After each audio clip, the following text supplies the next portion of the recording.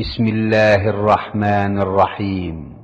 পরম করুণাময় ও অসীম দয়ালু আল্লাহর নামে শুরু। ومن أحسن قولا ممن دعا إلى الله وعمل صالحا وقال إنني من المسلمين.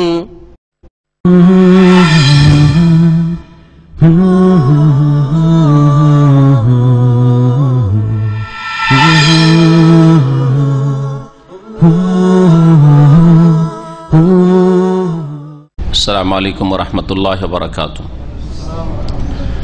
إن الحمد لله نحمده ونستعينه ونستغفره ونعوذ بالله من شرور أنفسنا ومن سيئات أعمالنا من يهده الله فلا مضل له ومن يضلل فلا هادي له وأشهد أن لا إله إلا الله وحده لا شريك له وأشهد أن محمدا عبده ورسوله صلى الله تعالى عليه وعلى آله وصحبه وسلم تسليما كثيرا.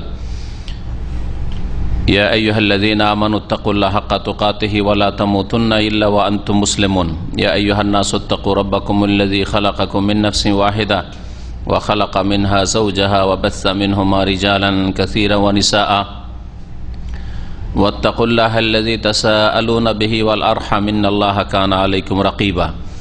يا أيها الذين آمنوا اتقوا الله وقولوا قولا سديدا يصلح لكم أعمالكم ويغفر لكم ذنوبكم ومن يطع الله ورسوله فقد فاز فوزا عظيما. أما بعد فقد قال المؤلف رحمه الله تعالى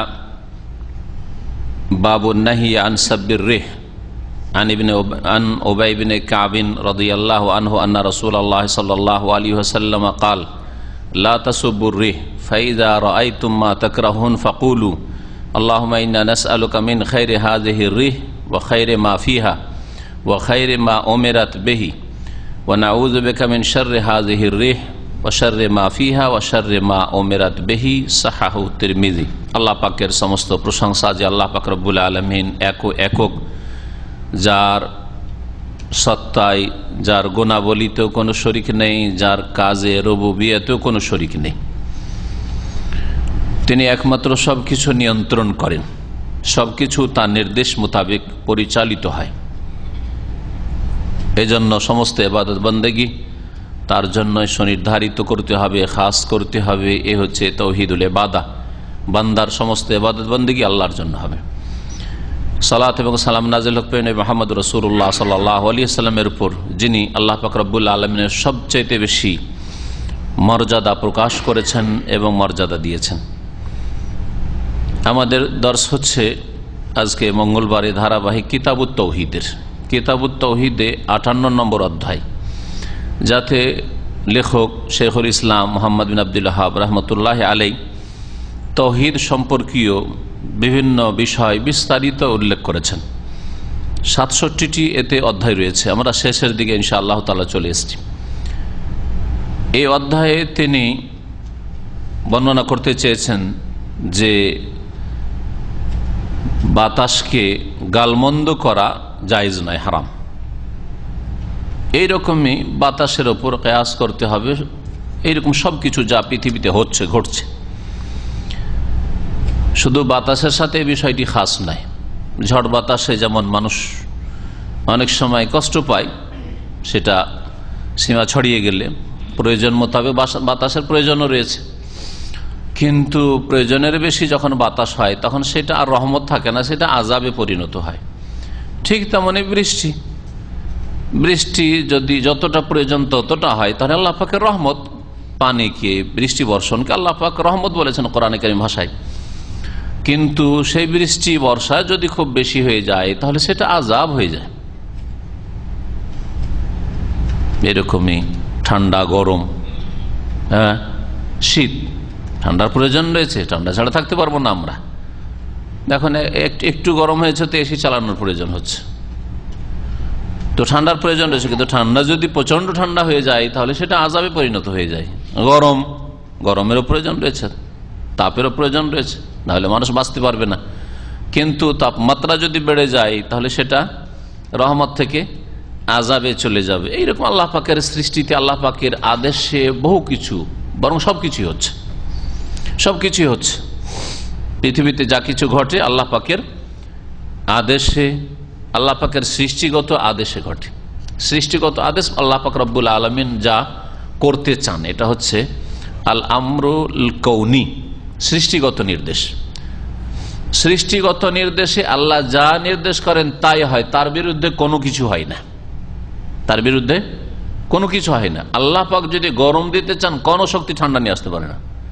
আল্লাহ যদি ঝড় বাতাস দিতে চান, তাহলে কোনো শক্তি সেটাকে থামাতে পারে না।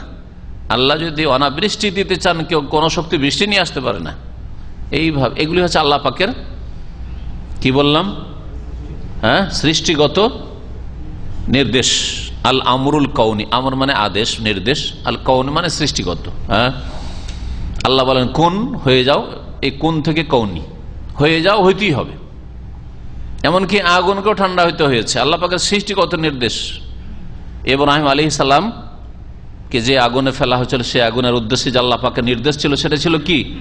সৃষ্টিগত নির্দেশ।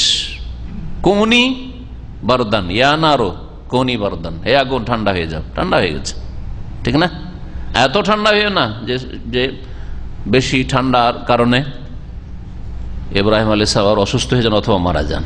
ওয়াসালামান আলা ইব্রাহিম, যেমন আল্লাহ নির্দেশ দিয়েছেন সৃষ্টিগত নির্দেশ, তেমন করেছে আগুন।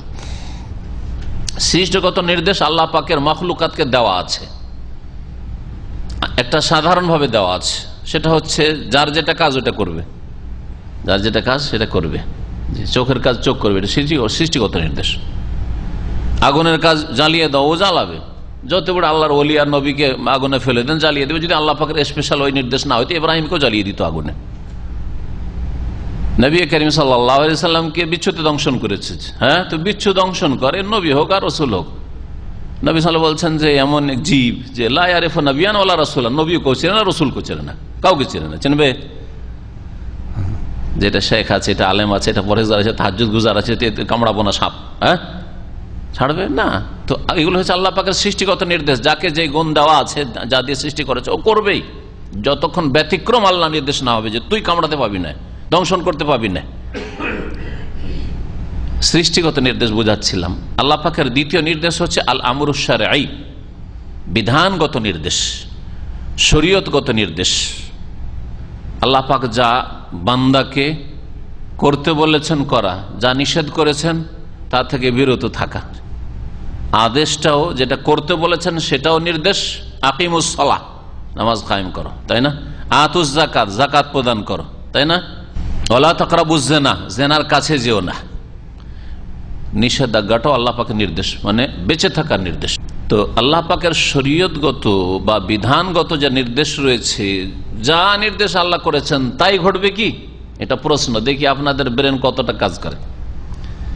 সৃষ্টিগত নির্দেশ সম্পর্কে বললাম যে আল্লাহ সৃষ্টিগত নির্দেশে যা নির্দেশ করেন তাই ঘটে, কিঞ্চিত পরিমাণ কম বেশি হয় না। কিন্তু বিধানগত নির্দেশে আল্লাহ পাকে যে নির্দেশ হয়, যা নির্দেশ করেন তাই ঘটে না, ব্যতিক্রম হয়।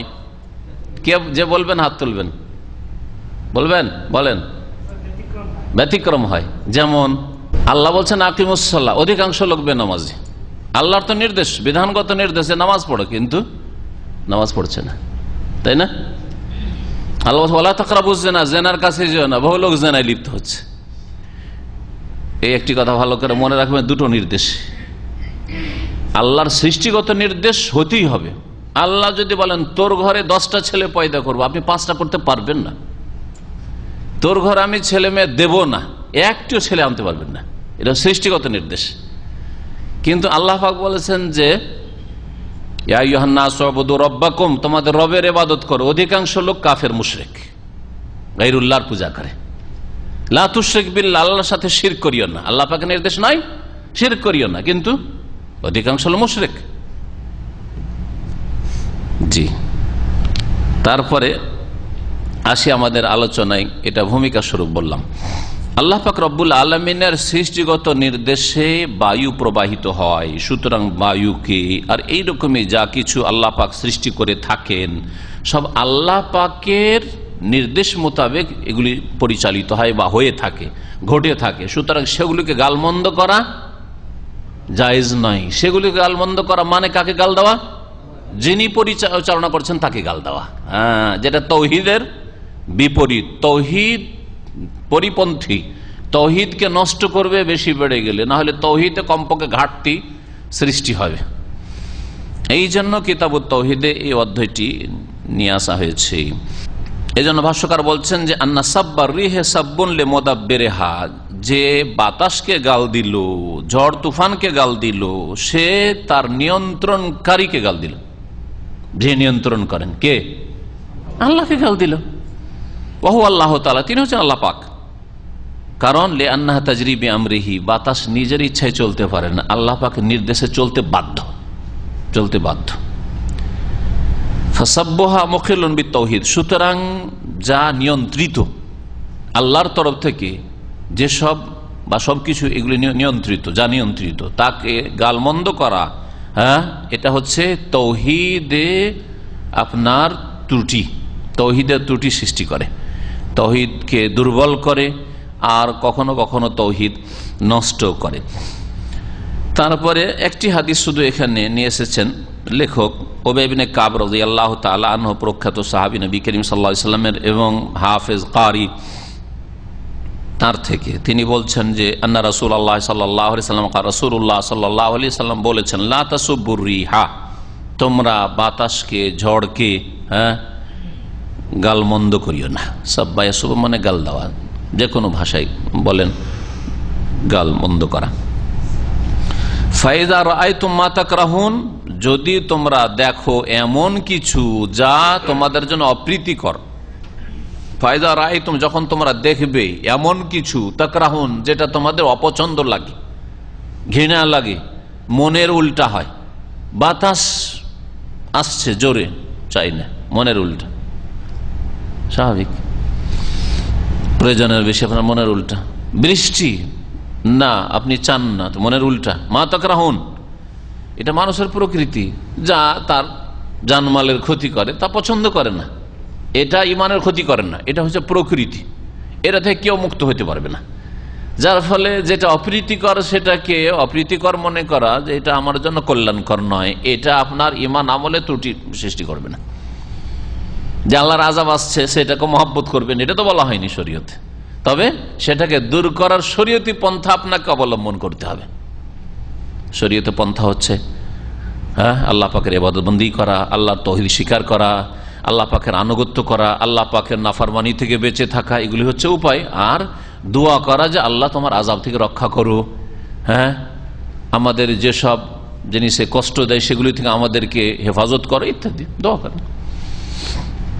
ফায়দা রাআইতুম মা তাকরাহুন, যদি তোমরা এমন কিছু দেখো যা তোমাদের জন্য অপছন্দনীয়, ফাকুলু, তাহলে এই দোয়া বলো। তাহলে কষ্ট দিচ্ছে আপনাকে ঝড় বাতাসে অথবা বৃষ্টিতে, দোয়া করেন আপনি। বাতাসের ক্ষেত্রে যে দোয়া শিখেছেন সেটা এখানে দেখেন, আল্লাহুম্মা ইন্না নাসআলুকা মিন খায়রি হাযিহির রিহ, হে আল্লাহ তোমার কাছে আমরা কামনা করি এই ঝড়ের বা এই বাতাসের কল্যাণ। এই বাতাসে যতটুকু কল্যাণ আছে কল্যাণটা দান করো, বাতাসে মঙ্গলের দিক আছে, মানে যতটা পরিমাণ এবং যেই সময়টায় বাতাস হলে আমাদের কাজে আসে এই কল্যাণটা দান করো।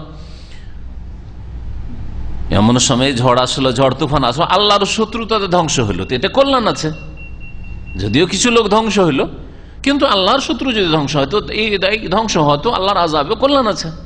নূহ আলাইহিস সালামের জাতিকে আল্লাহ পাক ধ্বংস করেছেন বন্যা দিয়ে, এই বন্যাতে কল্যাণ ছিল। বিভিন্ন আম্বিয়া রাসূলগণের যেসব অবাধ্য কাফের জাতি, তাদেরকে আল্লাহ পাক বিভিন্ন আযাব দিয়ে যে ধ্বংস করেছেন, তো সেগুলিতে কল্যাণ ছিল। কিন্তু আল্লাহ পাকের নেক বান্দা, মুমিন বান্দা আর ক্ষয়ক্ষতি হোক তাদের জানের, মালের, ইমানের, পরিবার পরিজনের, বাড়ি ঘরের, না, এটা অপ্রীতিকর। সুতরাং আপনি দোয়া করবেন তার থেকে সুরক্ষিত হওয়ার জন্য। হে আল্লাহ এই বাতাসের কল্যাণ তোমার কাছে আমরা কামনা করি, ওয়া খায়রে মা ফিহা, আর এই বাতাসে যা আছে তার কল্যাণ, ওয়া খায়রে মা উমিরাত বিহি, আর যা নির্দেশ দেওয়া হয়েছে, এই বাতাসকে যার নির্দেশ দেওয়া হয়েছে, মা উমিরাত বিহি মা উমিরাতির রিহ, তাহলে বাতাসকেও কিন্তু একটা নির্দেশ আছে আল্লাহ পাকের পক্ষ থেকে, যে এই বাতাস তুমি এই কাজটি করো, অমুকের বাড়ি তোমার দ্বারা ধ্বংস করব, অমুকের ধন সম্পদ বা ফসল ধ্বংস করব, ইত্যাদি ইত্যাদি, গাছপালা ধ্বংস। তাহলে বাতাস আদিষ্ট আল্লাহর পক্ষ থেকে, খায়রে মা ওমেরাত বিহি। আর এই বাতাসকে যার নির্দেশ দেওয়া হয়, যা নির্দেশ দেওয়া হয়েছে বা যার নির্দেশ দেওয়া হয়েছে তার কল্যাণটা কামনা করি, যাতে করে এই বাতাসের মাধ্যমে ভালোটা আমাদের কাছে আসে। ওয়া নাউযু বিকা মিন শাররি হাযিহির রিহ, আর তোমার আশ্রয় গ্রহণ করি মিন শাররি হাযিহির রিহ, এই বাতাসের বা ঝড়ের অনিষ্ট থেকে, ক্ষয়ক্ষতি থেকে। ওয়া শাররি মা ফিহা, আর এই বাতাসে যেই অনিষ্ট নিহিত রয়েছে তার থেকে। ওয়া শাররি মা উমিরাত বিহি, আর যেই অনিষ্টের জন্য আদিষ্ট হয়েছে বাতাস তার অনিষ্ট থেকে, সেই অনিষ্ট থেকে আমরা আশ্রয় গ্রহণ করি তোমার। আল্লাহ আমাদেরকে আশ্রয় দান করো। হাদিস তিরমিজিতে রয়েছে, ইমাম তিরমিজি হাদিসটিকে সহিহ বলেছেন। এই হাদিসের বর্ণনাকারী উবাই ইবনে কাব ইবনে কাইস আল আনসারী সাইয়্যিদুল কুররা, প্রথম যুগে নবী করিম সাল্লাল্লাহু আলাইহি সাল্লামের হাতে হাত দিয়ে ইসলাম গ্রহণ করেছিলেন যখন রাসূলুল্লাহ হিজরত করেন, হিজরতের পূর্বে বায়াতে আকাবা, যে মেনা ঢুকতে আকাবা রয়েছে, আকাবা ঘাটি, এই জায়গায় যে নবী সাল্লাল্লাহু আলাইহি সাল্লাম মদিনার লোকদের কাছে পরপর 2 বছর বায়াত নিয়েছেন, বায়াতে উলা, বায়াতে সানিয়া, আর তারা ইসলাম গ্রহণ করে তারপরে নবী সাল্লাল্লাহু আলাইহি সাল্লামকে দাওয়াত দিয়েছেন যে চলে আসেন, এখানে আপনি নির্যাতিত, আপনার সাহাবাই কেরাম নির্যাতিত, জুলুম অত্যাচার হচ্ছে কাফেরদের মক্কায়, আহলান ও সাহলান আমাদের মদিনা মুনাওয়ারায় আপনি চলে আসেন, আমরা ভাগ্যবান হব। এবং নবী সাল্লাল্লাহু আলাইহি সাল্লামের সাথে সবগুলি জিহাদে শরীক হয়েছেন। তার ইন্তেকাল কেউ কেউ বলেছেন ওমর রাদিয়াল্লাহু তাআলার খেলাফতে হয়েছে, আর কেউ বলেছেন ওসমান রাদিয়াল্লাহু তাআলার খেলাফত আমলে 30 হিজরিতে ইন্তেকাল হয়েছে। আল্লাহু আলাম। হাদিস সম্পর্কে মোটামুটি আলোচনা যথেষ্ট হয়ে গেছে, তবে তারপরে বলছে এই হাদিস থেকে যে সব বিষয়গুলি জানতে পারলাম, মাসাইল জানতে পারলাম, একটি হচ্ছে যে বাতাসকে, ঝড়কে যদিও অপ্রীতিকর হয়, কষ্টদায়ক হয়, গালমন্দ করা হারাম, নাজায়েজ, নিষিদ্ধ। এক মূর্খ মুন্সিকে জানতাম আমরা যখন একেবারে নাবালক, আমার বয়স 10 বছরের নিচে ছিল, ওই গ্রামে। তো যখন ঝড় বাতাস উঠে যেত বা মেঘ উঠে যেত আর ধান টান শুকাইতে দিয়েছে, ধান মেড়ে, তখন হাতে একটা হাতিয়ার থাকতো, নিয়ে ছুটতো, দৌড়তে লাগতো, যে মনে হয়েছে আকাশে চালিয়ে দেবে, দিয়েও আল্লাহ কি অস্ত্র চালাবে, না মেঘকে চালাবে, না ঝড়কে চালাবে, আল্লাহ জানে। তো এইরকম মূর্খামি মানুষ করে, এরকম মূর্খামি মানুষ করে যারা আল্লাহ সম্পর্কে জানে না, আল্লাহ পাকের কাজ সম্পর্কে জানে না, আল্লাহ পাকের কাজে যে হিকমত রহস্য রয়েছে তা জানে না, দিন সম্পর্কে জানে না, অজ্ঞ যে তার ইমানের কত ক্ষতি করলো। এটা শুধু হারাম কাজ করলো না, বরং ইমান ভঙ্গের কাজ, ইমান ভঙ্গের কাজ, একটা গাল নয়, তার এইরকম জীবনে যে কত করেছে। বিনা তওবা যদি এইসব লোক মারা গিয়ে থাকে তো আল্লাহ জানে কি হবে। অথচ নামাজি লোক ছিল, যা জানতাম, ছোটকালে দেখেছি মনে হচ্ছে। সুবহানাল্লাহ। এইরকমই কেউ হয়তো সফরে যাচ্ছেন আর মুষলধার বৃষ্টি শুরু হয়ে গেছে, অথবা ঝড় শুরু, ধুলা। এই গত কয়েক বছর আগে এক ভাই শোনালো যে এয়ারপোর্টে যাচ্ছে তার বন্ধু, ও জাহেল, যখন খুব ঝড় অথবা এই দেশে তো ধুলো উড়ে শুরু হয়েছে, তখন গাল দেওয়া শুরু করেছে আল্লাহকে, বাতাসকে নাই, আর ঝড়কে নাই, আর এই ধুলোকে নাই, আল্লাহকে সরাসরি গাল দেওয়া শুরু করেছে। তো এটি ইমান ভঙ্গকারী বিষয়, কুফরি। আল্লাহকে গাল দাও, রাসূলকে গাল দাও, এগুলো কুফরি, কাফের হয়ে যাবে। বাতাসকে গালমন্দ করা নিষেধ, হারাম, কারণ বাতাস মখলুক, আল্লাহ পাকের সৃষ্টি, আর আমাদের মধ্যে নড়াচড়ার ক্ষমতা নেই। আরে আমাদের তো নড়াচড়ার ক্ষমতা একটু আছে, ভালোর দিকে যেতে পারি, মন্দর দিকে যেতে পারি, কিন্তু বাতাসের কোনো ক্ষমতা নেই, মুদাব্বার, নিয়ন্ত্রিত আল্লাহর পক্ষ থেকে। সুতরাং এই গাল বাতাসের ওপর বর্তাবে না, এই গাল কার দিকে চলে যাবে? আল্লাহর দিকে, সৃষ্টিকর্তা এবং নিয়ন্ত্রণকারীর দিকে চলে যাবে। যদি এরকম অপ্রীতিকর কিছু হয়, মনের উল্টা কিছু হয় আল্লাহ পাকের এই জগতে আপনার জন্য, আপনার পরিবারের জন্য, তাহলে আল্লাহর দিকে ফিরে আসা এবং কল্যাণ কামনা করার, অনিষ্ট থেকে, সৃষ্টির অনিষ্ট থেকে আশ্রয় চাও আল্লাহ পাকের কাছে। এই হাদিস থেকে আরো জানতে পারলাম যে বাতাস 2 রকম হয়, রহমতের বাতাস হয় আর আযাবেরও বাতাস হয়। রহমতের বাতাস যদি হয় তাহলে আপনি কামনা করবেন সেটা, যে আল্লাহ রহমতের বাতাস দান করো। আর অনিষ্টের যদি বাতাস হয়, ঝড় হয়, তাহলে তার থেকে আশ্রয় কামনা করবেন, এর বৈধতাও পাওয়া গেল। তারপরে এই হাদিস থেকে আরো জানতে পারলাম যে কোনো কথা যদি কোনো মানুষকে নিষেধ করেন, বিশেষ করে এই বিষয়টি, এই মাসলাটি মুফতি সাহেবদের জন্য জরুরি, যারা ফতোয়া দিয়ে বাড়ান বেশি। যখনই কোনো ফতোয়া দেবেন, যদি প্রথম কথা ফতোয়া দেওয়ার যোগ্যতা থাকতে হবে, কোরআন এবং হাদিসের ওপর যথেষ্ট জ্ঞান থাকতে হবে যে আমি যে কথাটি বলছি কোন আয়াতের ভিত্তিতে কোন হাদিসের ভিত্তিতে বলছি। আর দু চারটা এখন আরবি বুঝে না, কোরআনের তফসির বুঝে না, রাসূলুল্লাহ সাল্লাল্লাহু আলাইহি ওয়াসাল্লাম হাদিসের তরজমা করতে বলে সরাসরি তরজমা করতে পারবে না, ইংলিশের মাধ্যমে না হয় উর্দুর মাধ্যমে না হয় বাংলার মাধ্যমে কিছু পড়েছে, আর তারপরে দুটো বলতে শিখলেই মনে করে যে মুফতি সাহেব হয়ে গেছি, অথবা লিখতে শিখলেই ভাষার পণ্ডিত হয়ে যাও, লিখতে শিখলে মনে করে যে আমার জন্য ফতোয়া দেওয়ার বৈধতা চলেছে। কখনো না। যে ব্যক্তি সরাসরি আরবি বুঝে না তার জন্য ফতোয়া দেওয়াই জায়েজ নয়। কারণ কি করে বুঝবে কোরআনে কারীমের কথা, কি করে বুঝবে রাসূলুল্লাহ সাল্লাল্লাহু আলাইহি ওয়াসাল্লামের কথা, কি করে বুঝবে যে এই শব্দগুলি বাক্যগুলির অর্থ কতটা বহন করে, যে অর্থটি আমি দিতে চাইছি কতটা বহন করে এই আরবি ভাষাটি, বুঝতে হবে না। তো কি বলছিলাম যে যখন ফতোয়া দিবেন তখন একটা রাস্তা বন্ধ করলে বিকল্প রাস্তা খোলার চেষ্টা করবেন। আমি অনেক সময় বলেছি যে কারো জন্য যদি বলেন যে এটা হারাম, তাহলে হালাল কোনটা ও রাস্তা একটা এক্সিট দেবেন। যেমন আমরা যদি বলি যে ভাই এই গেট দিয়ে বেরোবেন না, তো বলছে কোন গেট দিয়ে বেরোবে, তাহলে গেট দেন, ঠিক কিনা? না একটাই দরজা, আর বলছে এই গেট দিয়ে বেরোবেন না, লক করে দিলাম, তো কি আমাদের মারবেন নাকি, জেলখানে ঢুকালেন নাকি? বোঝা গেছে? জি হ্যাঁ। এই জন্য সবসময় মনে রাখবেন যে উত্তম বিকল্প আছে, যদি থাকে তো সেটা দেওয়ার চেষ্টা করবেন। কোরআনে কারীমের আয়াত যদি গভীরভাবে আপনারা পড়েন, রাসূলুল্লাহ সাল্লাল্লাহু আলাইহি ওয়াসাল্লাম হাদিস পড়েন, এইরকম বিষয়গুলি তো সবগুলিতে পাবেন আপনি। এরকম যে নবী সাল্লাল্লাহু আলাইহি ওয়াসাল্লাম একটা রাস্তা বন্ধ করলে বিকল্প রাস্তা দেওয়ার চেষ্টা করেছেন। কোরআনের একটি আয়াত দিয়ে উদাহরণস্বরূপ আল্লাহ বলছেন আহাল্লাহুল বাইআ ওয়া হারামার রিবা, আল্লাহ ব্যবসাকে হালাল করেছেন আর সুদকে হারাম করেছেন। সুদের রাস্তা বন্ধ করো, তার মানে কি করে খাবো না, ব্যবসার রাস্তা খোলা আছে, ব্যবসার গেট দিয়ে ঢুকো। বোঝা গেছে? জি হ্যাঁ। নবী করিম সাল্লাল্লাহু আলাইহি ওয়াসাল্লাম বলছেন যে বাতাসকে গালমন্দ করিও না, যদি তার অনিষ্ট থেকে বাঁচতে হয় তো দোয়া করো, উত্তম বিকল্প। দোয়া করো, অনিষ্ট থেকে আল্লাহ তুমি রক্ষা করো, এর কল্যাণ দান করো। জি।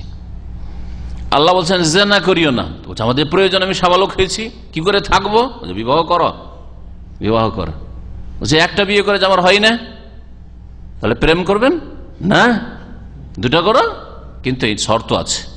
গত সপ্তাহে বলেছি একটা দর্শে, কয়টা শর্ত বলেছি কেউ মনে আছে? 3টা শর্ত। মাশাআল্লাহ, দেখি বলেন তো 3টা শর্ত কি? ইমানি শর্ত, মানে নাই বিচার করতে পারবেন, আপনার ইমানের উপর আস্থা ভরসা আছে, আল্লাহর প্রতি ইমান আছে, এত ভয় আমার অন্তরে আছে, একটু আমি জুলম করব না, না প্রথমটির ওপর না দ্বিতীয়টির ওপর, না এর চাপে না ওর চাপে। শারীরিক ক্ষমতা থাকতে হবে, ইস্তেতাআত, আর আর্থিক সামর্থ্য থাকতে হবে, এটা ঘর দিতে হবে কমপক্ষে, তার খাবার দিতে হবে যতটা লাগে, চিকিৎসা দিতে হবে, পোশাক দিতে হবে। তাহলে তো এইভাবে শরীয়তে দেখবেন যে আল্লাহ পাক রব্বুল আলামিন উত্তম বিকল্প দিতে বলেছেন, রাসূলুল্লাহ সাল্লাল্লাহু আলাইহি ওয়াসাল্লাম উত্তম বিকল্প দিয়েছেন। তো তাই ভাষ্যকার বলছেন আল ইরশাদ ইলাল কালামিন নাফি, উপকারী কথার দিকে রাস্তা দেখানো, যেটা উপকারী কথা, দোয়া করেন অনিষ্ট থেকে বাঁচার জন্য। ইযা আল ইনসান মা ইয়াকরাহ, যদি অপ্রীতিকর কিছু দেখেন তাহলে উপকারী কোনটা, উপকারীটা বলে দেন, লিসালামাতি মিন শাররি, যাতে করে অনিষ্ট থেকে বাঁচতে পারে। এই ছিল সংক্ষেপে আল্লাহ পাকের সৃষ্টিকে গালমন্দ করা, মানে আল্লাহকে গালমন্দ করা, যেই সৃষ্টির কোনো এখতিয়ার নেই, যে সৃষ্টির কোনো। তারপরে আমাদের আলোচনা হচ্ছে আল্লাহ সম্পর্কে সুধারণা আর কুধারণা সম্পর্কে। একজন মুসলিমের জন্য ফরজ যে আল্লাহ সম্পর্কে সুধারণা রাখবে, ভালো ধারণা রাখবে যে আল্লাহ কখনো অমঙ্গল করেন না, অকল্যাণ করেন না, অনিষ্ট চান না।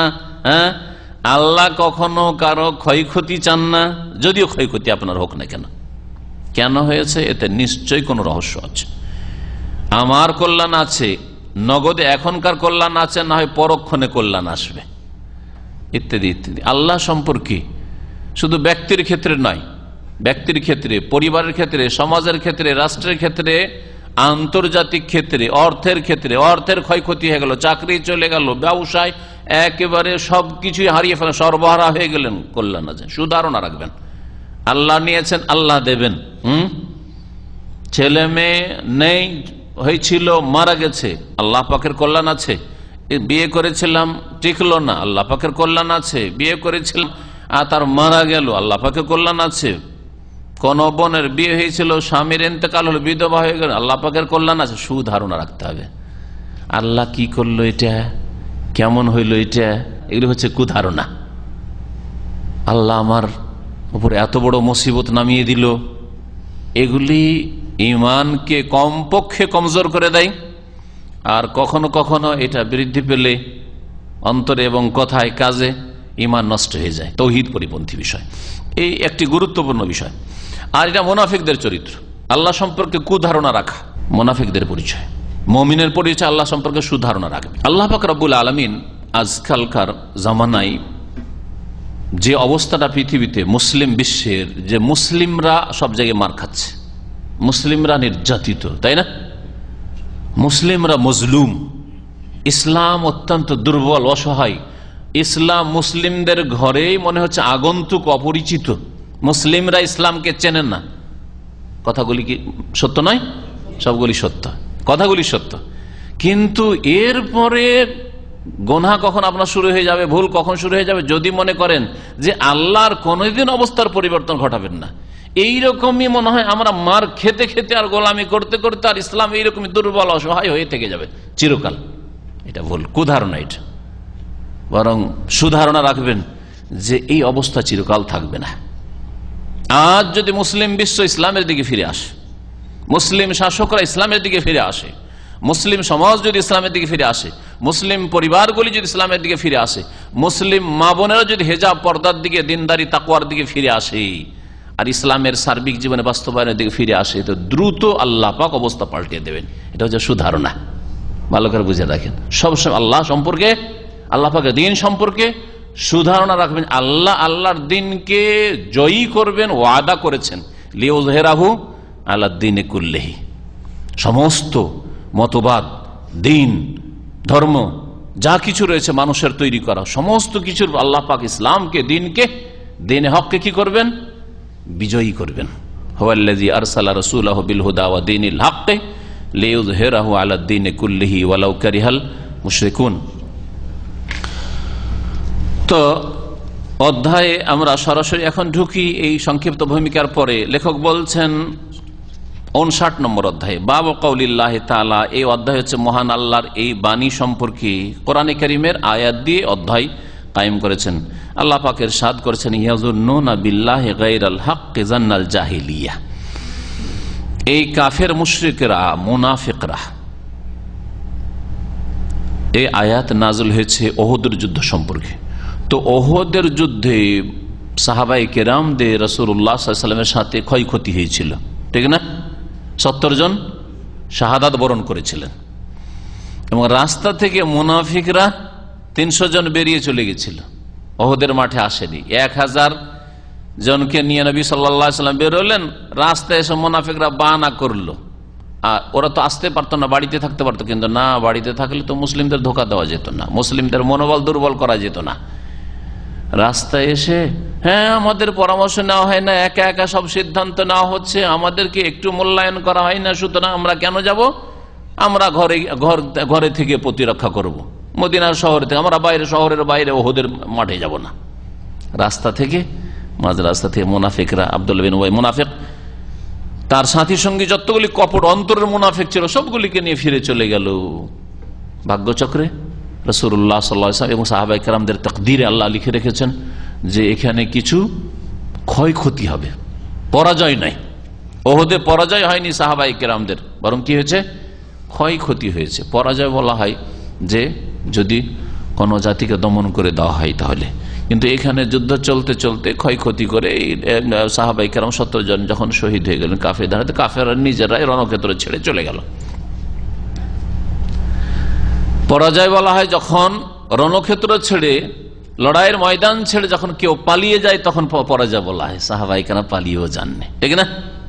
বরং কাফেররা চলে গেছে, তারপরে সাহাবায়ে কেরামরা যে শাহাদাদেরকে দাফন করেছেন, রাসূলুল্লাহ সাল্লাল্লাহু আলাইহি ওয়াসাল্লাম আর সাহাবায়ে কেরাম যারা আহত হয়েছেন তাদের সেবা শুশ্রূষা করেছেন, তারপরে ফিরে এসেছেন ওখান থেকে। এটা পরাজয় না। এই জন্য যেসব ঐতিহাসিক বা সিরাত সাহিত্যের লেখকরা ওহদের যুদ্ধকে পরাজয় বলেছে, তারা আসল ঘটনা বুঝেনি, তাদের অজ্ঞতার কারণে এটা লিখেছে। ভুল কথা, এটা ভুল তথ্য। তো ওই সময় যখন ক্ষয়ক্ষতি হয়ে গেল, তখন মুনাফিকরা সুযোগ পেয়ে গেল যে আমরা দেখো ভালো করেছি, ফিরে চলে এসেছি। আর তোমরাও যদি 700 জন তোমরা শোনো, তোমরাও যদি, আর বিশেষ করে যেহেতু মুনাফিকগুলি সব আনসার ছিল, আনসার ছিল না কিন্তু আনসার বংশের ছিল, আওস খাজরাজের, মুহাজিরিনদের মধ্যে কোনো মুনাফিক ছিল না, কারণ তারা মক্কাতে হিজরত করে এসেছে। তারা কেউ মুনাফিক ছিল না। মুনাফিক কারা ছিল তাহলে? মদিনার আনসার গোত্র, যে আওস আর খাজরাজ দুটো বংশ, এই বংশে মুমিনও ছিলেন অনেকে, আর মুনাফিকও ছিল। তো এই মুনাফিকরা বলার সুযোগ পেয়ে গেল নিজের বংশধর আওস খাজরাজের মুমিন মুসলিমদেরকে, যে বলিনি তোমাদেরকে যে আমরা ফিরে গেলাম, তোমরা ফিরে আসো, তোমরা যদি ফিরে যেতে তাহলে এই তোমাদের এই দশা হইতো না, তোমরা জখম হইতো না যারা ফিরে এসছে।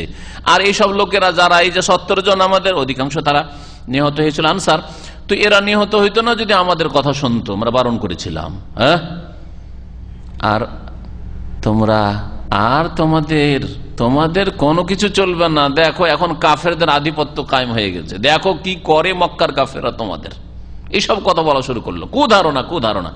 আল্লাহ পাক বলছেন এই কাফের মুনাফিকরা ইয়াজুন্নুনা বিল্লাহ, আল্লাহ সম্পর্কে এরা ধারণা রাখে গায়রাল হক, মানে মিথ্যা ধারণা, কুধারণা, অবাস্তব ধারণা।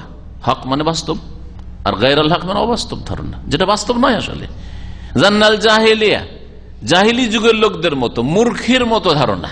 মূর্খ লোক যে জানে না পৃথিবীতে যে আল্লাহ পাকের কাজে রহস্য রয়েছে, যা করেন এইসব কথা বুঝে না, উপলব্ধি করে না, এইসব মূর্খরা এই ধরনের কথাবার্তা বলতে পারে, কিন্তু একজন জ্ঞানী মানুষ কখনো বলবে না।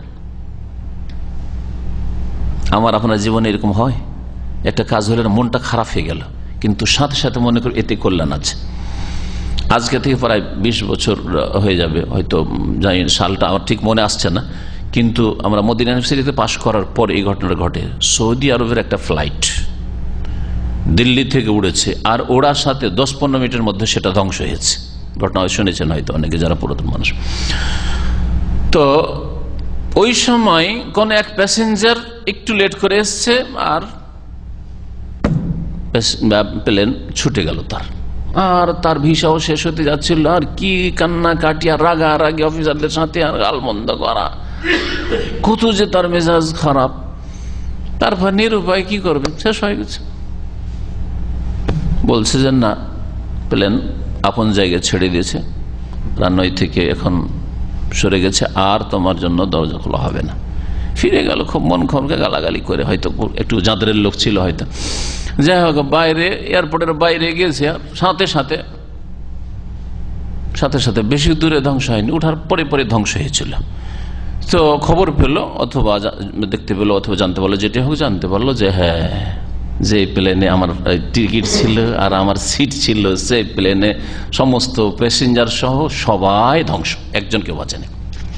এখন বলেন, কিছুক্ষণ আগে তার মন মেজাজ কেমন ছিল এই ফ্লাইট ছুটে যাওয়ায়, আর এই 5 থেকে 10 মিনিট বা 15 মিনিটের মধ্যে সে যদি মুসলিম হয়ে থাকে আর তার ঈমান থাকে, তাহলে কত যে আলহামদুলিল্লাহ পড়বে, আর কত যে আল্লাহ পাকের শুকরিয়া আদায় করবে, আর কত যে সে খুশি হবে যে আল্লাহ আমার হায়াত দিয়েছেন, এই জন্য এরকমটা ঘটেছে।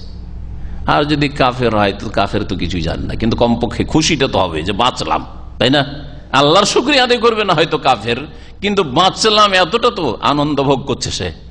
চিন্তা করুন, আল্লাহ পাক এই কথা বলেছেন, আসা আন তাকরাহু শাইআন, হতে পারে যে তোমরা কোনো কিছুকে অপছন্দ করো, ঘৃণা করো, চাও না যে এটা হোক, ওয়া হুয়া খায়রুল লাকুম, কিন্তু তাতে তোমাদের জন্য কি রয়েছে? কল্যাণ রয়েছে।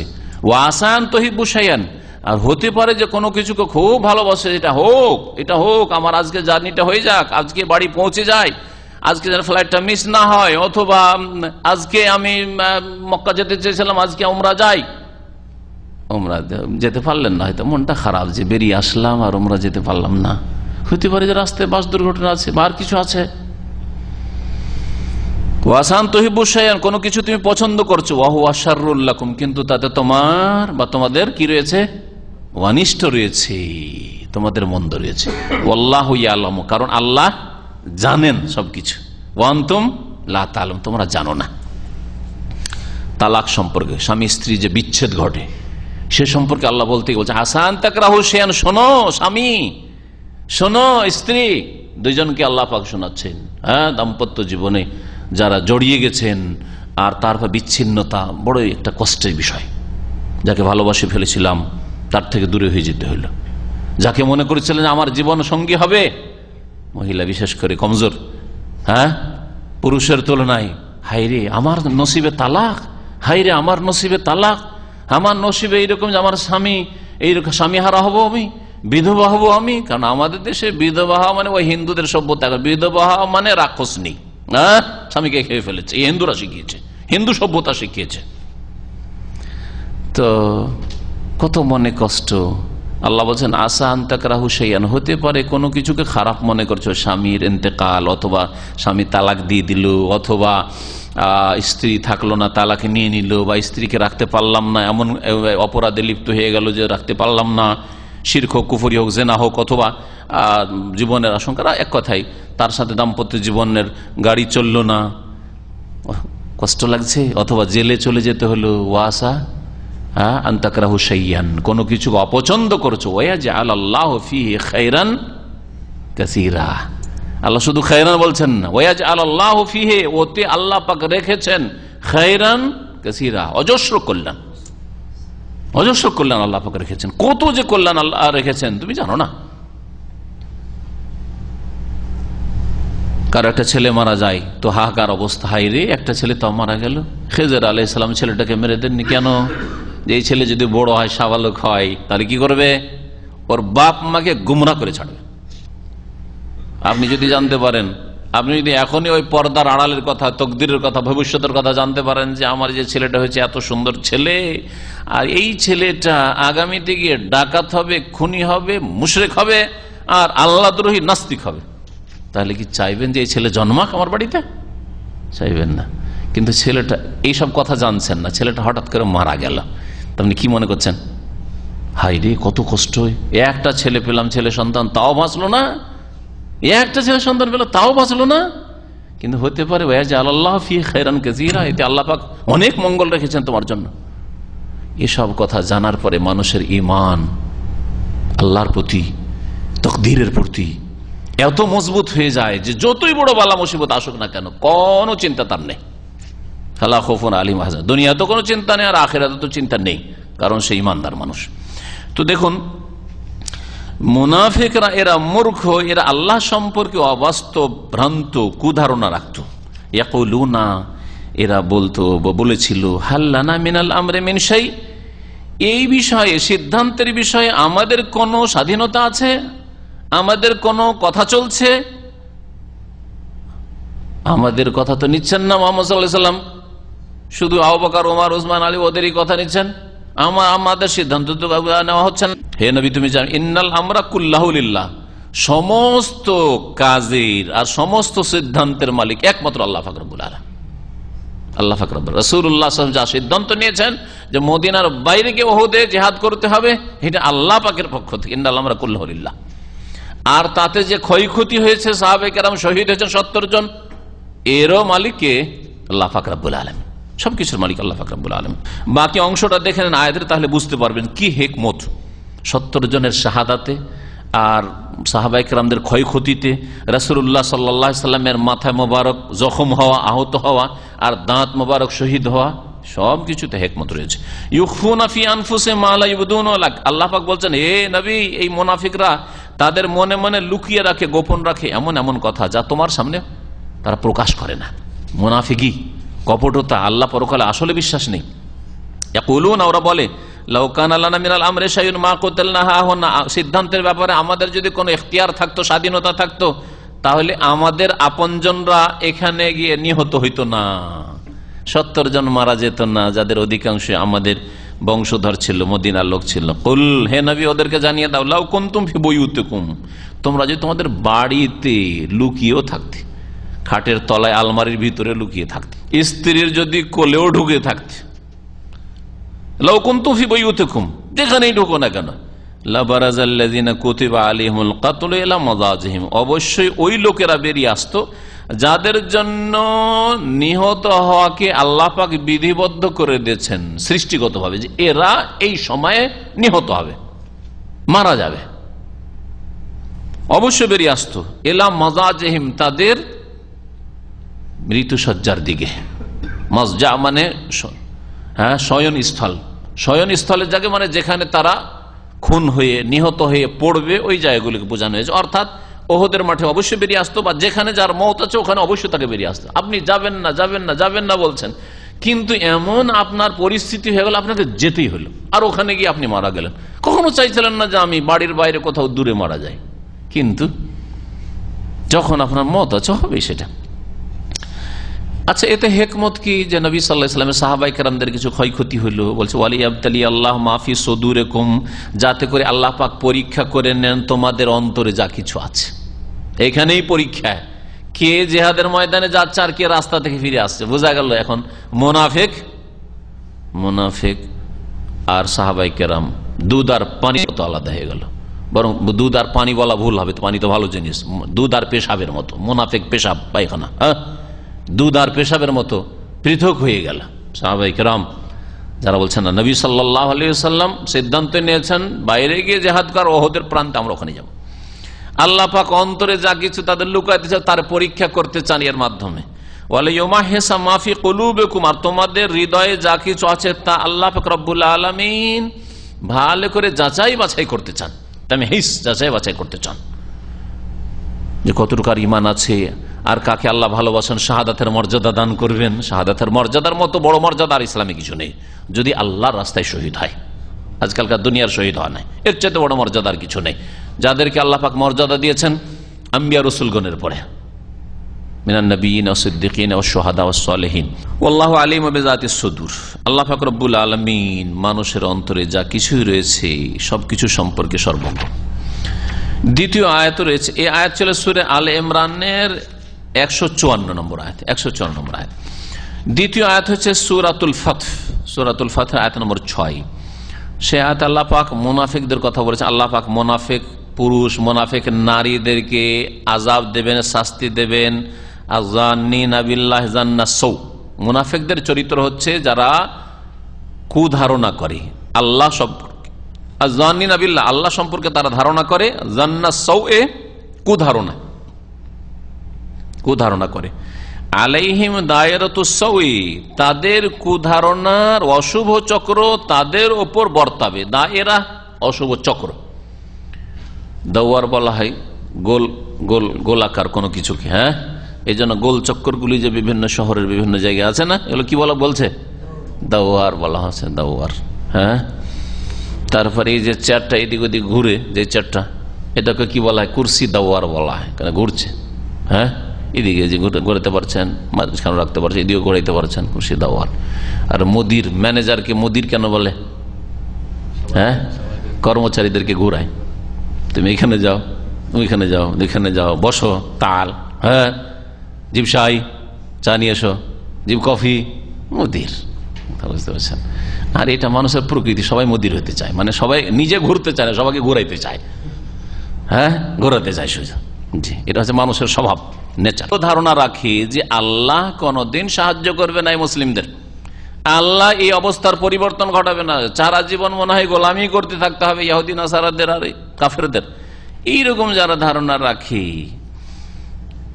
তাদের ওপর কি রয়েছে? আলাইহিম দায়রাতুস সৌ, তাদের ওপর অশুভ চক্র বর্তাবে। জি, মন্দ পরিণাম তাদের। সহজ ভাষায় আলাইহিম দায়, তাদের মন্দ পরিণাম রয়েছে। যারা আল্লাহ সম্পর্কে খারাপ ধারণা রাখবে, খারাপ করবেন। এই কথাটিকে দোয়ার ক্ষেত্রে নেন, কারণ এটা আপনার আমার জীবনে খুব কাজ আসবে। সবটাই কাজ আসবে, কিন্তু এটা খুব বেশি কাজ আসবে।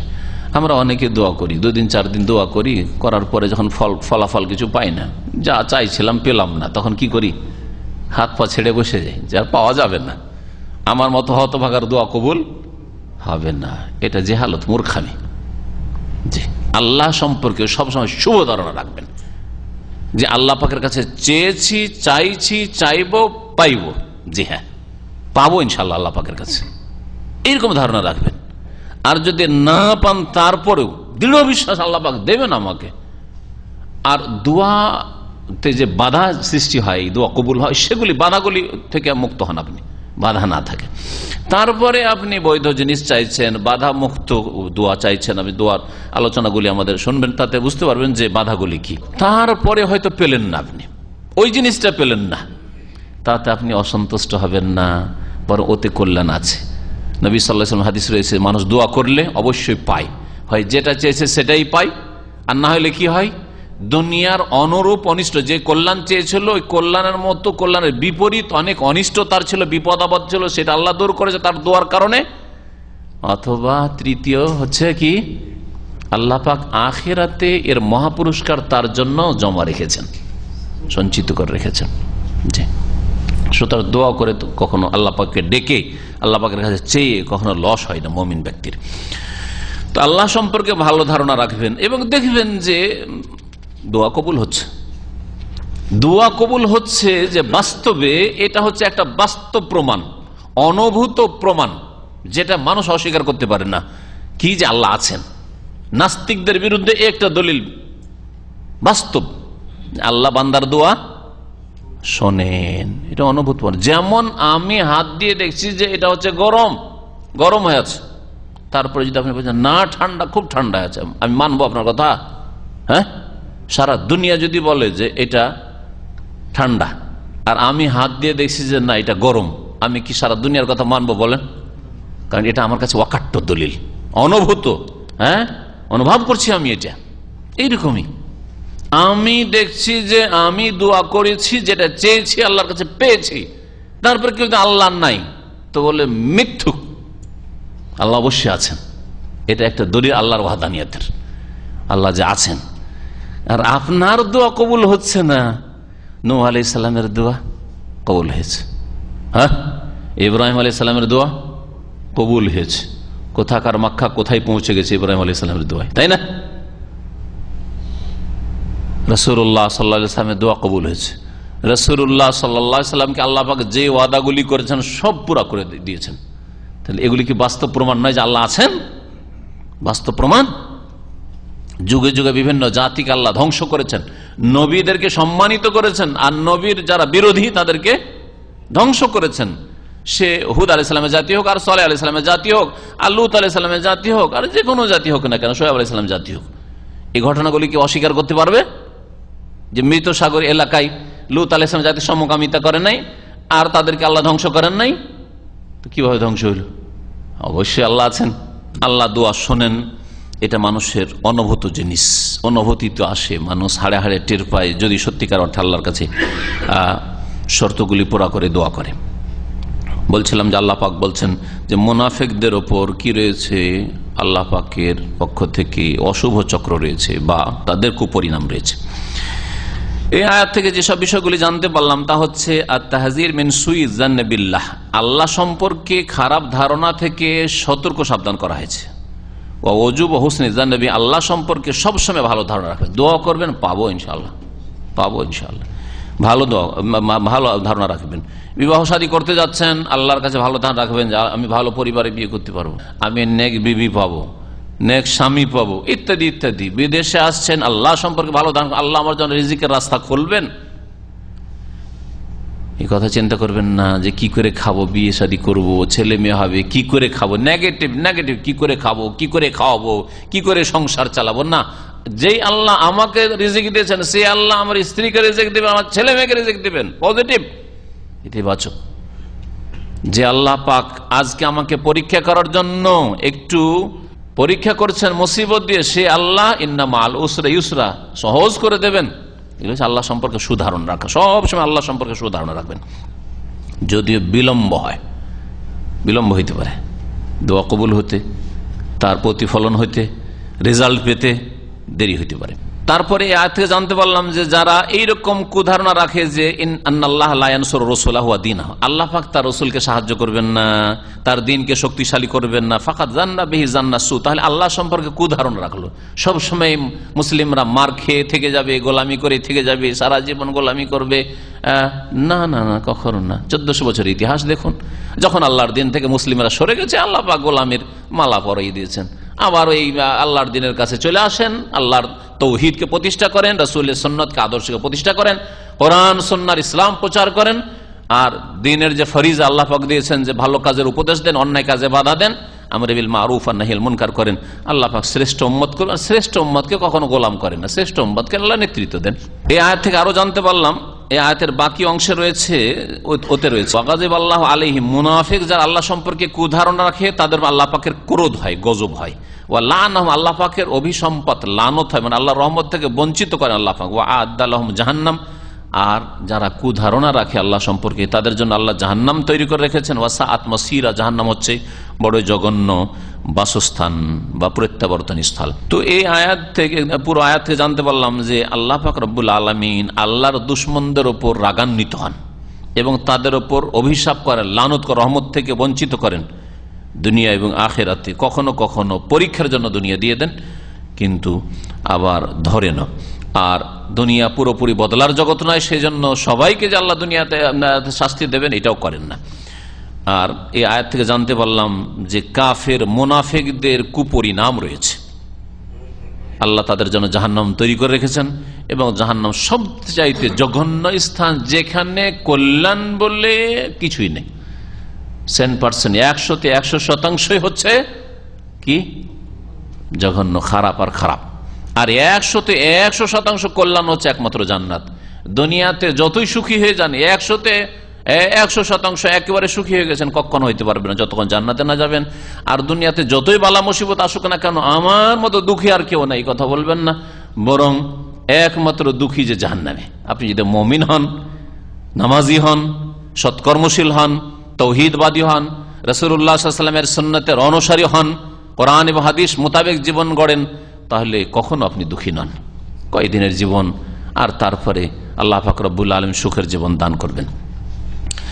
এই বিষয়টি সম্পর্কে আল্লামা ইমাম ইবনুল কাইয়িম রাহমাতুল্লাহি আলাইহি একটি গুরুত্বপূর্ণ কথা উল্লেখ করেছেন। যে কথাগুলি বলেছেন এই আয়াতগুলির তাফসিরে, এই কথাগুলি, যে কথাগুলি তার ভাষায় পড়ে শোনাবো, সেই কথাগুলি জাদুল মাদে রয়েছে। তার কিতাব যে কয়েক খণ্ডে জাদুল মাদ রয়েছে তাতে রয়েছে। সেখান থেকে শেখ মোহাম্মদ আব্দুল্লাহ রাহমাতুল্লাহ নকল করেছেন। কাল ইবনুল কাইয়িম রাহিমাহুল্লাহ ফিল আয়াতিল উলা, ইমাম ইবনুল কাইয়িম রাহমাতুল্লাহ প্রথম আয়াতের তাফসিরে বলছেন, ফুসসিরা হাযা জান্নু, এই যে বলা হয়েছে যে মদিনার মুনাফিকরা ওই ওহদ যুদ্ধের সময় তারা কুধারণা করেছে আল্লাহ সম্পর্কে।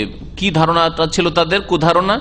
বিআন্নাহু সুবহানাহু লা ইয়ানসুর, যে আল্লাহ পাক তার রাসূলের সাহায্য করবেন না, শেষ, আর মুহাম্মদের অস্তিত্ব পাওয়া যাবে না, খুঁজে পাওয়া যাবে না। দেখো কখন কোথায় পালায়, না হলে গেল, একে কখন শেষ করলো মক্কার লোকেরা এসে, এসব কথা।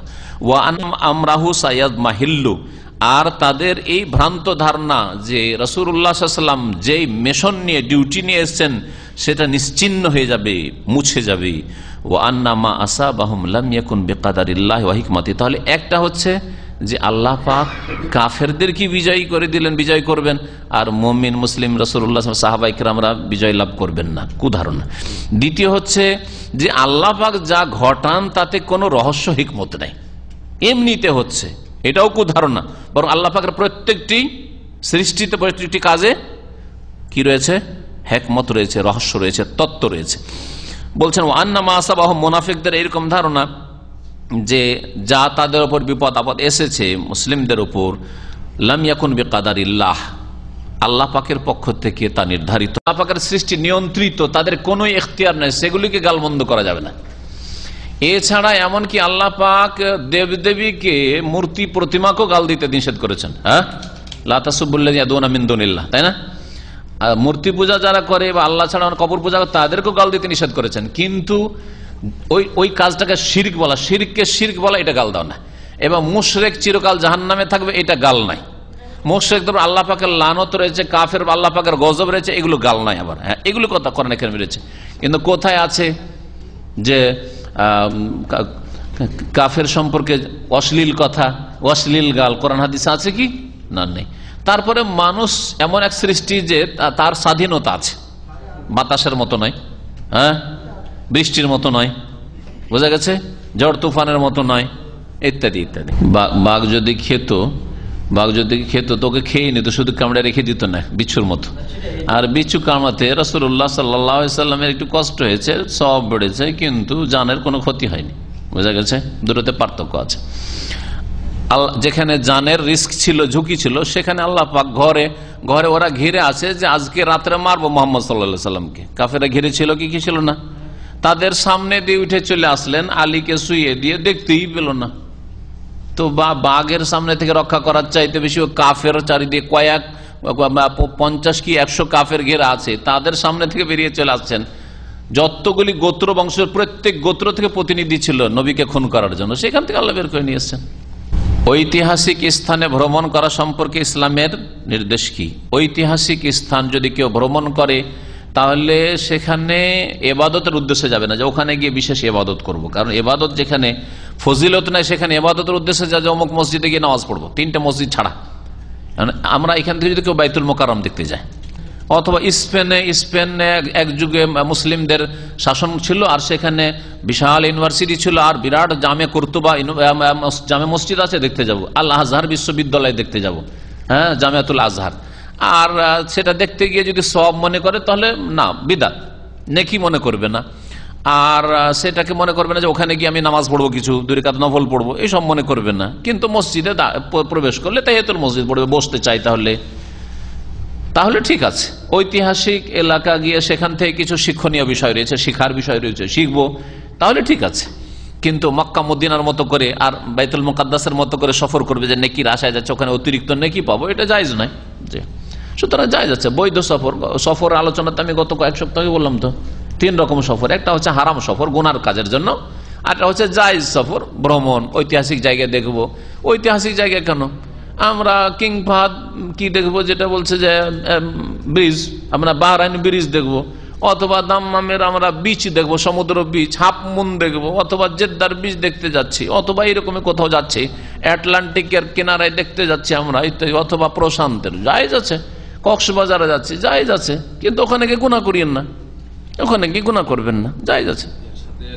আর সবচাইতে উত্তম সফর হচ্ছে নেকির সফর। নেকির সফর হচ্ছে মক্কার জন্য সফর করা, মদিনার জন্য সফর করা, বাইতুল মুকাদ্দাসের জন্য সফর করা, জি, হজের সফর, উমরা সফর।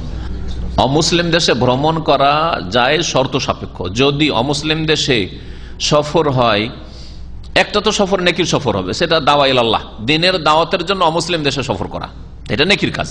আপনি আল্লাহর দ্বীন প্রচার করার জন্য ওখানে যাচ্ছেন, এটা নেকির কাজ, এই উদ্দেশ্যে গেলে ভালো, প্রশংসিত। দ্বিতীয়, অমুসলিম দেশে সফর জায়েজ, দেখতে যাব, লন্ডন দেখে আসি, পয়সা আছে, দেখে আসি, নিউ ইয়র্ক দেখে আসি, যাব একটু ঘুরে আসি, আল্লাহর জমিন, অস্ট্রেলিয়া ঘুরে আসি, জায়েজ আছে। যদি সেখানে গিয়ে গুনাহ থেকে নিজেকে বাঁচিয়ে রাখতে পারেন, যেসব গুনাহ সেখানে হচ্ছে সে সমস্ত গুনাহ থেকে যদি নিজেকে বাঁচিয়ে রাখতে পারেন তাহলে জায়েজ আছে। আর সেখানে গিয়ে সেখানকার মতো যদি হয়ে যান, দেশ থেকে, বাংলাদেশ থেকে বোরকা পরে বেরোলেন, আর অস্ট্রেলিয়া গেছেন, আরে একটাও তো বোরকা পাওয়া যায় না, সুতরাং এখানে হ্যাঁ প্যান্ট আর কি বলে ওটাকে, গেঞ্জিটাকে কি বল, হ্যাঁ টি শার্ট। আর এরকম প্লেনে দেখা গেছে, আমিও দেখেছি কোন এক সময়, সুবহানাল্লাহ, বোরকা পরে কালো কালো দেখলাম, আর যাওয়ার পরে কোনো এক জায়গায় যখন নামলো সেখানে দেখি আরে বোরকাগুলি গেল কোথায়, দেখছি বোরকাই নাই প্লেনে, নামার সময় আর বোরকাই খুঁজে পাই না। তো এরকম বলে হারাম এরকম সফর করা। দেওয়ালে কোরআনের আয়াত অথবা আল্লাহর নাম ঝুলানো কি জায়েজ? ঝুলানোর উদ্দেশ্য কি? আপনার নিয়ত। যদি মনে করেন যে, শেখ ইবনে উসাইমিন বলছেন, একটা হচ্ছে যে দেয়ালের জিনত, শো, দেখতে ভালো লাগবে, আমার ঘরটা, রুমটা দেখতে ভালো লাগবে, তো এটা অবমাননা করা। দেয়ালকে অলঙ্কৃত করেছেন আল্লাহর নাম দিয়ে বা কোরআনের আয়াত দিয়ে, তো এটা আপত্তিকর, এটা অবমাননা খানিকটা, সুতরাং এটা আপত্তিকর। এর চাইতে অপরাধ হবে যদি মনে করেন যে কোরআন আয়াতটা থাকলে, আল্লাহর নামটা থাকলে বালা মুসিবত থেকে আমার ঘরটা মুক্ত থাকবে, তাবিজ স্বরূপ, যেমন তাবিজ গায়ে থাকলে বালা মুসিবত মুক্ত থাকবে, ওই জন্য ঘরে যদি আয়াতুল কুরসি অথবা সূরা ফাতিহা বা কোনো সূরা যদি লটকা থাকবে বা গোটা কোরআন, তাহলে কি থাকবে, বালা মুসিবত মুক্ত থাকবে। তাহলে তাবিজ শিরিক, ওইটা আরো বড় অপরাধ। এই দুটো যদি না থাকে তাহলে একটাই শুধু জায়েজের রাস্তা, সেটা হচ্ছে যে একটা সূরা বা একটা দোয়া মুখস্থ করতে চাইছেন, নামাজের পরে যে দোয়াগুলি আছে 10-15টি, সেই দোয়াগুলি মুখস্থ করতে চাইছেন, শুয়ে শুয়ে আমি দেখবো আর মুখস্থ করবো, তা এই জন্য। অথবা মসজিদে লটকে রেখেছেন যাতে করে দেখলে মনে হয় যে সালাম ফেরার পরে দোয়াটি পড়ি তারপরে যাব, তাহলে এটা তাজকির, রিমাইন্ডের জন্য, স্মরণ করিয়ে দেওয়ার জন্য যদি হয় তাহলে জায়েজ আছে, বরং অনেকই হইতে পারে ওতে। বাচ্চারাকে মুখস্থ করার জন্য বিছানার সামনে লটকে দিয়েছেন সূরা ফাতিহা, যাতে ছোট বাচ্চাটা আমার মুখস্থ করে, সূরা ইখলাস ফালাক নাস মুখস্থ করে এই জন্য, অথবা আয়াতুল কুরসি এই জন্য, তাহলে ঠিক আছে। বিয়ে করানোর জন্য মা বাবাকে পিড়াপাড়ি করা জায়েজ কিনা? হ্যাঁ, অবশ্যই জায়েজ নয়, নেকির কাজ। যদি মেয়ে হয় আর সাবালিকা হয়ে যায় তাহলে তো অবশ্যই এই ক্ষেত্রে, কারণ বাপ ছাড়া বিয়ে করতে পারছে না, এই জন্য বাপকে বলতেই হবে। বাপকে সরাসরি না বলতে পারে, কাউকে দিয়ে বলাবে, যেভাবে হোক। পিড়াপিড়ি করা নেকির কাজ, গুনার কাজ নাই। 2 নম্বর কথা, ছেলে যদি হয় তো বাপও লাগে না, কাউকে ওলি লাগে না। আসলে ছেলে বিয়ে করার জন্য ওলি লাগে না, সুতরাং পিড়াপিড়ি কেন? আপনি বিয়ে করে নেন, বলেন যে আমি বিয়ে করবো, জানা তোমার বিয়ে করাবো না, আপনি বিয়ে করে ফেলেন। এটা আমি ফতোয়া দিচ্ছি, কিয়ামতের দিনে কোনো অসুবিধা হলে আমি দায়িত্ব নেব, অন্য ক্ষেত্রে দায়িত্ব নেব না, এটা দায়িত্ব নেব। কারণ আমাদের দেশে কুসংস্কার আছে, বাপ চাই যে আপনার চুষে চুষে খাবে ইনকাম, আর বিয়ে করলে দিবে কি দিবে না, 40 বছর মতো চুষে নেওয়ার পর 40 বছর পরে বিয়ে করবো। বিদেশ থেকে টাকা পাঠান, সব টাকা পাঠাইতে হবে, আর বিয়ে করেন না, না না তুই এখন বিয়ে করিস না, বিয়ে করবি, বিয়ে করলে পৃথক হয়ে যেতে পারে, টাকা পয়সা নাও দিতে বন্ধ করে দিতে পারে, আবার ছোট ভাইগুলো আছে ওদের খরচ চালাচ্ছে, খরচ নাও চালাতে পারে। এগুলি কুসংস্কার আমাদের দেশে, যার ফলে বাপ মা বিয়ে করতে দেয় না। তবে হ্যাঁ, বাপ মা যদি আপনার কল্যাণের জন্য বিয়ে করতে নিষেধ করে, যেমন আমার ছেলে এখন ধরেন কলেজ লেভেলে পড়ছে, এখনই বিয়ে করলেও পড়াশোনা হয়তো কমপ্লিট না হয় ইনকমপ্লিট থেকে যেতে পারে, অসম্পূর্ণ থেকে যেতে পারে, সেই জন্য তার একটা গ্রেডে আসুক, আর তারপরে বিয়ের কথাও যদি বলে তুমি খাওয়াবে কি, তোমার বউকে খাওয়ানো আমার জন্য ফরজ নাই, তোমাকে খাওয়াইতে হবে, তুমি খাওয়ার জন্য ইনকাম সোর্স বের করে নাও, ইনকাম সোর্স বেরিয়ে গেলে অবশ্যই বিয়ে দিয়ে দেবো, এটা ঠিক আছে, এতটুকু ঠিক আছে। যদি এইরকম মুখলেস বাপ হয় যে তার বৃহৎ স্বার্থে তুমি এখন বিয়ে করলে বাবা তুমি বুঝো না, আবেগে তোমার যৌন চাহিদা আছে সেই জন্য বিয়ে করতে চাইছো, কিন্তু তোমার পড়াটা নষ্ট হয়ে যাবে, আমরা বুঝি বিয়ে শাদীর পরে পড়া কত কষ্টকর, সুতরাং তুমি এটা এখন বুঝবে না, পরে বুঝবে, তখন আর মুশকিল হয়ে যাবে। তখন এই জন্য পড়াশোনা একটা লেভেলে পৌঁছে নাও, তারপরে বিয়ে করো, একটা ইনকাম সোর্স বের করে নাও মোটামুটি, যাতে করে তুমি তোমার স্ত্রীর পেটটা চালাতে পারো। কালকে নিয়ে এসে তোমার ওর স্ত্রীটাকে আমার উপর বোঝা চাপিয়ে দিল, এটা আমার জন্য তো অতিরিক্ত বোঝা, ঠিক কিনা? সেই জন্য এই ক্ষেত্রে বারণ করতে পারে। আর যারা বিদেশে চাকরি করেছেন বিয়ে করতে চাইছেন, না না না না এই বছর বিয়ে করিস না, যা 5 বছর আগে কাজ করে তারপর বিয়ে, এরকম যাইজ না এরকম বাপ মার জন্য এরকম করা। জিজ্ঞাসা করেছেন যে শ্বশুর শাশুড়ির প্রতি মেয়েদের কি রকম দায়িত্ব আছে ইসলামে? শ্বশুর শাশুড়ির প্রতি মেয়েদের না বউদের? বউদের, হ্যাঁ হ্যাঁ, ছেলেদের স্ত্রীদের, হ্যাঁ, মানে শ্বশুর শাশুড়ি যখন বলা হচ্ছে, এই ক্ষেত্রে আমাদের দেশে মহিলাদের উপরে অতিরিক্ত বোঝা চাপিয়ে দেওয়া হয়েছে, যেটা ইসলামে চাপানো হয়নি। এই ক্ষেত্রে খুব বেশি যদি বলা যেতে পারে, সেটা হচ্ছে স্বামীকে সন্তুষ্ট রাখার উদ্দেশ্যে যতটা কল্যাণ করতে পারে, যতটা ভালো আচরণ করতে পারে শ্বশুর শাশুড়ির সাথে, অর্থাৎ যদি স্বামীর বাপ মাকে রান্না করে খাওয়াই তাহলে স্বামী খুশি থাকবে, আর স্বামীকে খুশি রাখা শরীয়তে একটা ফরজ জিনিস, তো এটা ঠিক আছে। কিন্তু যদি এটা বোঝা যদি একবারে অতিরিক্ত বোঝা হয়ে যায়, যেমন আমাদের দেশে একটা ছেলের বিয়ে দিচ্ছে, বউ একটা, আর বাড়িতে আরো 2, 4, 5টা ছেলে মেয়ে আছে, সবগুলির বোঝা টানতে হবে ওই একটা বউকে, আর সব কাজ করিয়ে নেবে।